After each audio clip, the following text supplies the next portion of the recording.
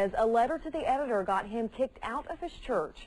He says the letter published in the Tulsa World was anti-Al-Qaeda, but he says members of his mosque say it's anti-Muslim. Omar Villafranca spoke with the man. Jamal Miftah and his family have lived in Tulsa since 2003. As a Muslim, he says he's disturbed by terrorists killing in the name of Islam. A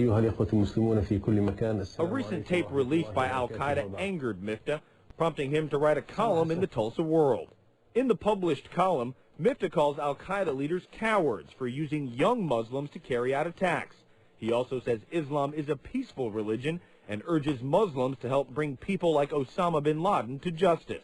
Miftah says he's received mixed reviews about the column. Some fellow Muslims praised him, but others at the mosque he attends in Tulsa called him anti-Muslim. And I was shocked. I said, why? He said, you have written bad things about Muslims in your article, and you can't say anything bad about Muslims in front of non-believers. Miftah says earlier this month he was confronted about the column. He says several members of his mosque threatened him. He even filed a report with the Tulsa Police Department. If you take your shoe off like that and you say, oh, you are this, and so that means that you are, they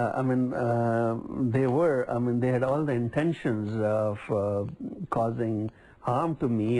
Miftah says several Muslims told him he's no longer allowed at the mosque.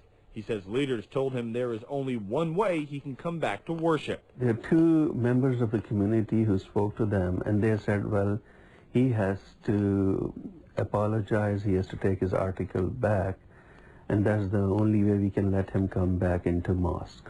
In Tulsa, Omar Villafranca, News 9. And we spoke with one of the leaders of the mosque. He told us Miftah was being loud in the prayer hall, and that's why he was asked to leave. The leader also said Miftah can come back to the mosque if he apologizes.